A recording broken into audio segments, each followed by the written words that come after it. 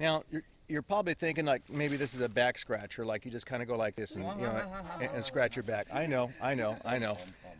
They were scared I was going to cut myself, but I was only displaying. It looks like a back. They almost freaked out on me. But this is not a back scratcher. This is what they use to carve the bark out of the tree, and it is very sharp.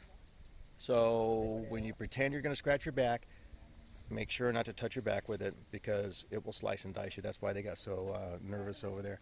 But this is one of the tools they use, and they can also put an extension on it if they need to go a little bit higher.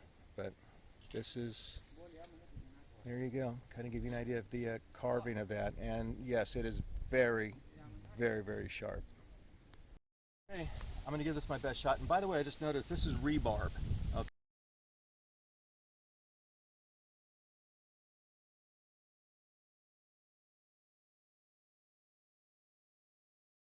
Okay, so it looks like this was hand forged into a tool. This is not something you go to Home Depot or Lowe's and pick up just off the shelf. This was forged out of rebarb and then welded onto a hollow pipe. So this is amazing how they produce their tools.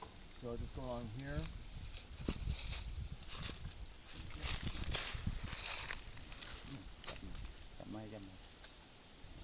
Oh, I see. Okay. I got you.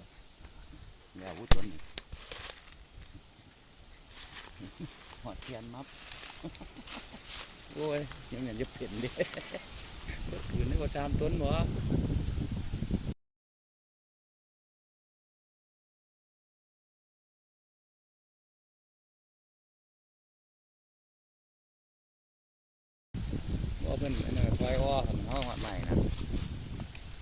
Supposed to hold it flat up against the tree and then dig into the bark and then bring it down here.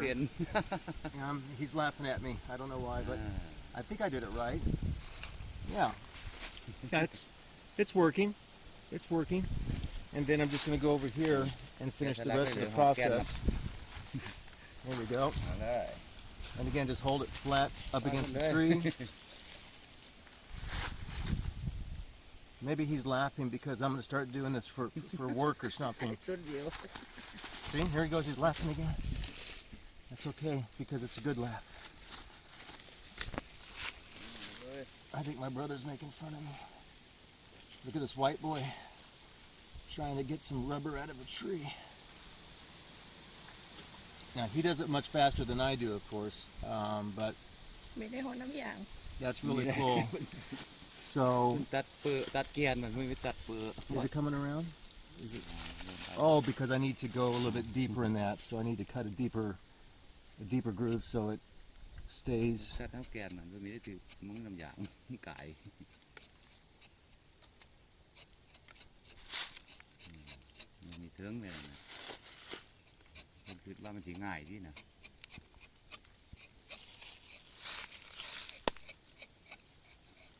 I have to create it where it doesn't drip off the side of the tree, so it creates a little bit of a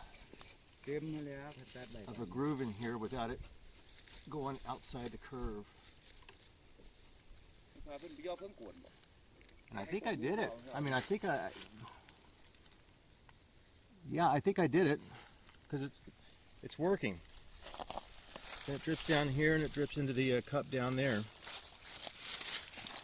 Yeah, here it comes. All right, look out. Don't fall off the side.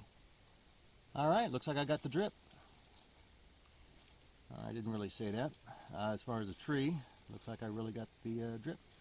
And there it goes. I am officially a rubber farmer. There we go. It's going to drip all the way down, and you can see down here how this turns into. See that? It's kind of rubbery like that. See that? That's when it gets all dried and stuff. And that's what creates that latex rubber type of setup there. And